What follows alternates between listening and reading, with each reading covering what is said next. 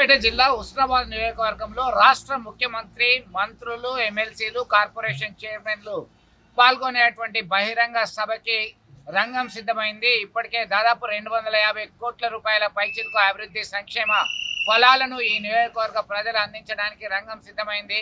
Satavahana engineering కళాశాల ప్రారంభోత్సవము, ATC కళాశాల ప్రారంభోత్సవము, హుస్నాబాద్ అక్కన్నపేటకు సంబంధించినటువంటి 4 లైన్ రహదారుల యొక్క ప్రారంభోత్సవము, అలాగే ఇతర కార్యక్రమాలు. హుస్నాబాద్ మున్సిపాలిటీకి సైతం ఫండ్స్ రిలీజ్ అయింది. ప్రజాపాలన విజయోత్సవ సభ పేరుతో ఈ సభ నిర్వహిస్తున్నారు. ఇప్పటికే అన్ని ఏర్పాట్లు పూర్తయ్యాయి.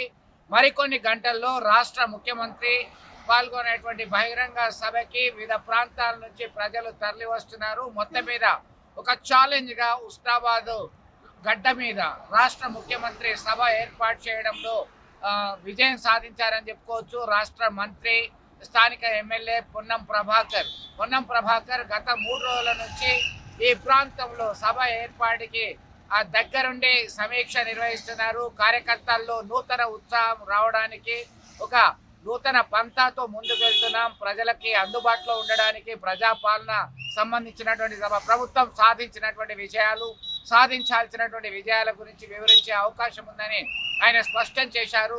మొత్తం మీద రాష్ట్ర ముఖ్యమంత్రి పాల్గొనేటువంటి ఈ సభలో ఒక దిశానిర్దేశం చేయడానికి సిద్ధమైంది. అందరూ ఆసక్తిగా ముఖ్యమంత్రి ఏం మాట్లాడతారు, ఏ విధమైనటువంటి హామీలు మరికొన్ని ఇవ్వడానికి సిద్ధంగా ఉన్నారు అనే దానిపైన చర్చ జరుగుతుంది. చరిత్ర సృష్టించినోడు ఇప్పుడు ఆ చరిత్రని తిరగరాయబోతున్నాడు. అబద్ధాల గోడల్ని బద్దలు కొట్టి నిజాలను రాగా మీ ముందుంచబోతున్నాడు.